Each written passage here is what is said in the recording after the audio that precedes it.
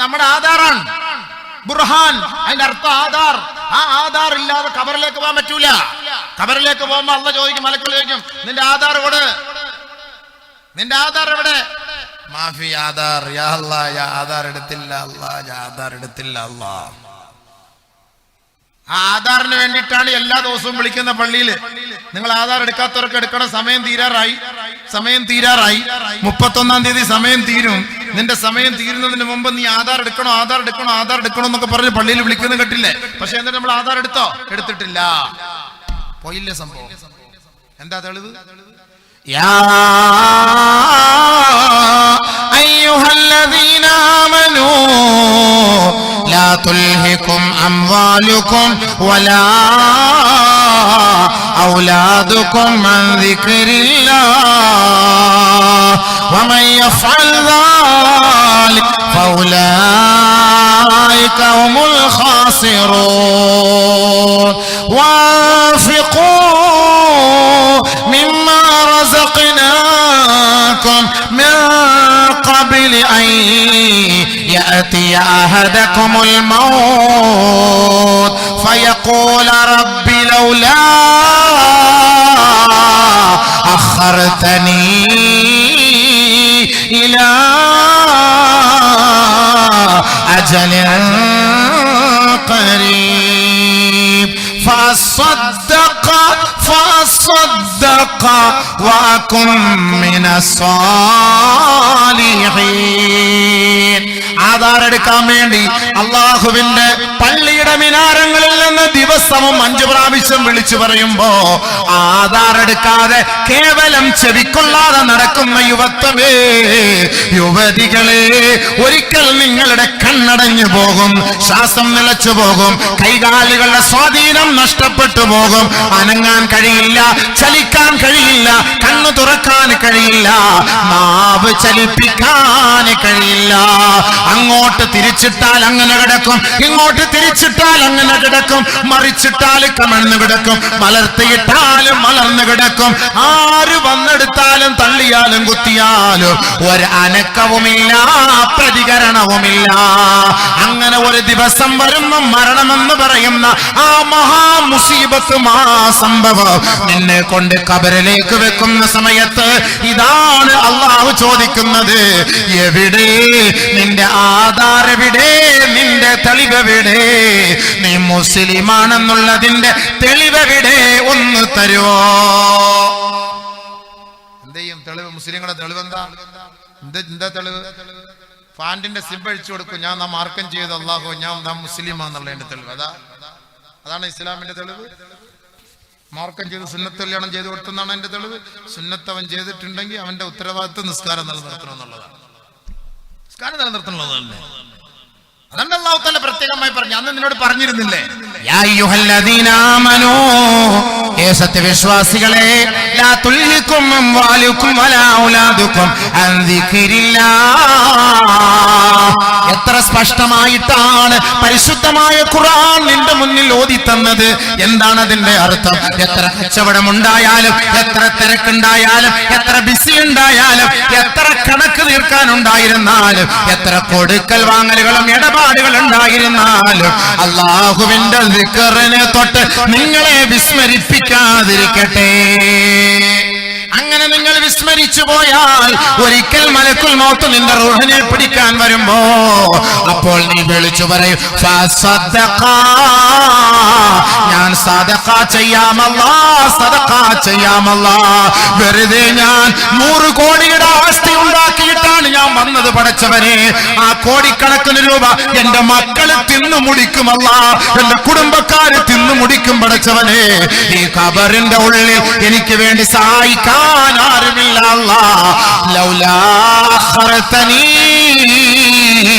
ഇലാ അജലിൻ ഖരീബ്, ഒരു തുച്ഛമായ സമയം മാത്രം നീ എനിക്ക് നൽകിയാൽ ഫസദഖാ, എന്റെ ജാഗ മുഴുവനും ഞാൻ എഴുതി നിനക്ക് നൽകാൻ പടച്ചവനെ. വഅകും മിനസ് സാലിഹീൻ, സുഹൃതവാന്മാരിൽ ഞാൻ പെട്ടുകൊള്ളാം നാഥാ. ഒരശ്ലീലങ്ങളോ ഒരു ദുഷിച്ച സ്വഭാവത്തിനോ കൂട്ടു പടച്ചവനെ. ലാസ്റ്റ് സമയം എവിടെ എവിടെ മറുപടി ചാവാറാവുന്ന സമയത്ത് കറുകറ വിളിക്ക് ആംബുലൻസിൽ കൊണ്ടുപോകുമ്പോൾ അവിടെ കൊണ്ട് ICUയിൽ കയറ്റിയിട്ട് മറ്റേ മൂക്കിലും വെച്ച് തൊള്ളയിലും വെച്ച് വയറ്റിലും വെച്ച് മിഷ്യനിനകത്ത് ഇങ്ങനെ പ്രവർത്തിച്ചു കൊണ്ടിരിക്കുന്ന സമയത്ത് ഇവിടെ മിഷ്യൻ ബാഹ്യ രൂപത്തിൽ പ്രവർത്തിച്ചു കൊണ്ടിരിക്കും, ആന്തരികമായിട്ട് മലക്കുകളുമായിട്ട് ഇവന്റെ സംഘടനമാണ് ഈ ആയത്തിന്റെ അർത്ഥം. മലക്കുകളുമായി ഇവന്റെ സംഘടനമാണ്. അവൻ ഗർഗറ വിളിക്കുകയാണ്, കോടിക്കണക്കിന് ആസ്തിയുണ്ട് പടച്ചവനെ. അന്ന് ചോദിച്ചപ്പോൾ ഞാൻ പിശുക്കനായിരുന്നു, ലുബ്ധനായിരുന്നു, കൊടുത്തിരുന്നില്ല. ഇപ്പോഴാണ് ഈ മലക്കുകളുടെ രൂപം കണ്ടപ്പോ, ആഖിറം കണ്ടപ്പോ, ഖബർ കണ്ടപ്പോ എനിക്കിപ്പോ മനസ്സിലാവുന്നു കൊടുത്താൽ കൊള്ളാമെന്ന്. യാ അല്ലാഹ് പ്ലീസ് പടച്ചവനെ, ഞാൻ എന്റെ മുഴുവൻ സമ്പത്തും അല്ലാഹുവിന്റെ മാർഗ്ഗത്തിൽ ഞാൻ എഴുതി തള്ളാം അല്ലാഹ്, പ്ലീസ് യാ അല്ലാഹ് പ്ലീസ്. لا يؤخر الله نفسا إذا جاء أجلها والله خبير بما تعملون. സമയമെത്തിയോ അജലെത്തിയോ ഒരൽപ്പം പോലും അല്ലാഹു മുന്തിക്കുകയില്ല, പിന്തിക്കുകയില്ല. അല്ലാഹു ഭൗതികമായ ലോകത്ത് നിനക്ക് തന്ന സമയം മുഴുവനും നീ റബ്ബിന് വേണ്ടി മാറ്റിവെക്കണേ. അങ്ങനെ വെച്ചാൽ ആ ഖബറിൽ നിനക്ക് ഒരു തണലും ഒരു സമാധാനവും ഒരു സന്തോഷവുമായി ഈ നന്മകൾ ഓടിയെത്തുമത്രേ. അതുകൊണ്ടാണ് ഫൈൻ കാന മുഅ്മിന, ഒരു സാലിഹായ മനുഷ്യനാണ് മരിച്ചു ഖബറിൽ പോയതെങ്കിൽ കാനത്തി സ്വലാത്തു ഫൗഖ റഅസിഹി, അവന്റെ നമസ്കാരം അവന്റെ തലയ്ക്ക് മീതെ വന്നു നിൽക്കുമത്രേ. ഫയൂതൽ മലക്കു അൻ റഅസിഹി, അവന്റെ തലയുടെ ഭാഗത്തുകൂടി മാലാഖമാര് കടന്നു വരികയാണ്.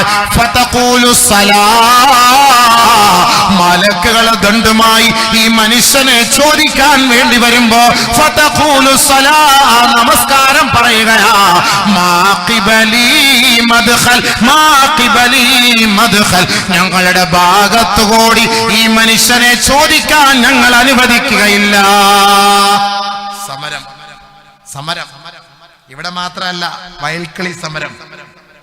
ഇതിലെ കൂടെ ബൈപ്പാസ് പാടില്ല, റോഡ് പാടില്ല, ഇവിടെ സമരം ഉണ്ടാക്കാം. എൻഡോസൾഫാനെതിരെ സമരം ഉണ്ടാക്കാം. നമുക്കിവിടെ പല പല പ്രശ്നങ്ങൾക്കെതിരെ നമുക്ക് സമരം ഉണ്ടാക്കാം. പക്ഷേ ആ സമരമെല്ലാം ഭൗതികമായ ലോകത്താണ്. എന്നാൽ നമുക്ക് വേണ്ടി സമരം ചെയ്യുന്ന ഒരു വിഭാഗമുണ്ട്. നമുക്ക് വേണ്ടി ഖബറിൽ സമരം ചെയ്യുന്ന കുറെ ആളുകളുണ്ട്, കുറെ നന്മകളുണ്ട് നമ്മെ സംരക്ഷിക്കാൻ. അതാണല്ലോ ഈ സമരം എന്ന് പറയുന്നതാണല്ലോ. എൻഡോസൾഫാനിൽ ഇരയായവരെ സഹായിക്കണം, അവരെ സഹായിക്കാനാണ് ഈ സമരം. വയലുകളെ നികത്താൻ പാടില്ല, അതാണ് വയൽക്കളി സമരം. അങ്ങനെ ഓരോരോ സമരങ്ങളൊക്കെ നമ്മുടെ നാട്ടിൽ വരുത്തുന്നുണ്ട്. കാരണം എന്താണ്? അവരെ സംരക്ഷിക്കാനാണ്, ആ വയലിനെ സംരക്ഷിക്കാൻ, ഈ പാവപ്പെട്ടവരെ സംരക്ഷിക്കാൻ. അതേപോലെ ഒരു മയ്യത്തിനെ സംരക്ഷിക്കാൻ, ഒരു മയ്യത്തിനെ സഹായിക്കാൻ എന്താണ് പരിഹാരം? അതാണ് ഈ പറയുന്നത്. ഖബറിൽ, മണ്ണറയിൽ ഒരു മയ്യത്തിനെ സംരക്ഷിക്കാനുള്ള പരിഹാരം ഒന്ന് അവന്റെ നമസ്കാരമാണ്. കാനത്തി സ്വലാ ഫൗഖ റഅസിഹി, അവന്റെ മുകളിൽ നമസ്കാരം നിൽക്കുന്നു. മലക്കുകൾ ചോദിക്കാൻ വേണ്ടി വരുന്നു, അവന്റെ മുകളിലൂടെ തലയുടെ ഭാഗത്തുകൂടി വരുന്നു. ഫയൂതൽ മലകു, അവന്റെ വലതും അവന്റെ തലയുടെ ഭാഗത്തൂടെ മലക്ക് വരുന്നു. അപ്പോൾ ഫതഖൂലു സ്വലാ, നമസ്കാരം പറയും. മാ ഖിബലി മദ്ഖൽ, ഞങ്ങളുടെ ഭാഗത്തുകൂടി ഈ ഖബറിലേക്ക് പ്രവേശനമില്ല, ഞങ്ങൾ ഈ സഹോദരനെ ചോദിക്കാൻ അനുവദിക്കുകയില്ല. പ്രവേശനമില്ല, ഇല്ല. പിന്നെ എങ്ങോട്ട് പോകും മലക്കുകൾ? എന്തായാലും ഖബറിലേക്ക് വരണം, ഖബറിൽ ചോദിക്കണം, ഈ വ്യക്തിയെ ചോദിക്കണം. ഫയൂതൽ മലകു അൻ യമീനിഹി, അവന്റെ വലതു ഭാഗത്തുകൂടി മലക്കുകൾ പ്രവേശിക്കുകയാണ്. ഫയഖൂലു സൗം, നോമ്പ് വിളിച്ചു പറയുകയാ. മാ ഖിബലി മദ്ഖൽ, എന്റെ ഭാഗത്തുകൂടി, ഞങ്ങളുടെ ഭാഗത്തുകൂടി ഈ മനുഷ്യനെ ചോദിക്കാൻ ഞങ്ങൾ അനുവദിക്കുകയേ ഇല്ല. നോമ്പ് പിടിക്കുന്നവർ, നോമ്പ് പിടിക്കുക. റജബ് മാസത്തിൽ ഒരുപാട് നോമ്പ് നിബിധങ്ങൾ പിടിച്ചിരുന്നു, ശഅബാനിൽ പിടിച്ചിരുന്നു. റമളാൻ മാസത്തിന് വേണ്ടി തയ്യാറായി നബിയുനാ റസൂലുള്ളാഹി സ്വല്ലല്ലാഹു അലൈഹി വസല്ലം തങ്ങൾ ഒരുപാട് നോമ്പെടുത്തിരുന്നു. റജബ് മാസത്തിൽ, ശഅബാൻ മാസത്തിൽ അപ്പൊ നമ്മൾ നോമ്പെടുക്കണം, തിങ്കളും വ്യാഴവും നോമ്പെടുക്കണം. അയ്യാമുൽ ബീദ് എല്ലാ മാസത്തിന്റെയും 13, 14, 15 ദിവസങ്ങൾ നോമ്പെടുക്കണം. അങ്ങനെ നോമ്പെടുക്കുമ്പോൾ നമുക്ക് കിട്ടുന്ന ഗുണങ്ങൾ എന്താണ്? ഈ നോമ്പ് മുഴുവനും ഖബറിന്റെ വലത് ഭാഗത്തിലുണ്ടാകും. ഖബറിന്റെ വലത് ഭാഗത്തിലുണ്ടാകും. എല്ലാവരും പോകട്ടെ, എല്ലാവരും പോകട്ടെ, മാഫി മുഷ്കിൽ, ഒരു പ്രശ്നവുമില്ല. മണ്ണറയിൽ നമുക്ക് സമാധാനം, മണ്ണറയിൽ നമുക്ക് സന്തോഷം ഉണ്ടാകണം. അതാണ് വലത് ഭാഗത്ത്, ഖബറിന്റെ വലത് ഭാഗത്ത് നമ്മുടെ നോമ്പുകൾ ഉണ്ടാകും. റിപ്പോർട്ട് ചെയ്യുന്ന ഹദീസാണ്. അപ്പൊ മലക്കൾ വലതു ഭാഗത്തുകൂടി കയറി വരും. സമരം ഇല്ല. ഇവിടെ ഈ സഹോദരന്റെ പരിസരത്ത് കൂടി ഞങ്ങൾ പാലം പണിയാനോ ഞങ്ങൾ ഹൈവേ ഉണ്ടാക്കാനോ ഞങ്ങൾ സമ്മതിക്കൂല. എല്ലാ നോമ്പും അവിടെ യുദ്ധം ചെയ്യാണ്. മലക്കളെ അങ്ങോട്ട് കയറ്റുകയില്ല. പിന്നെ മലക്കൾ എന്ത് ചെയ്യും?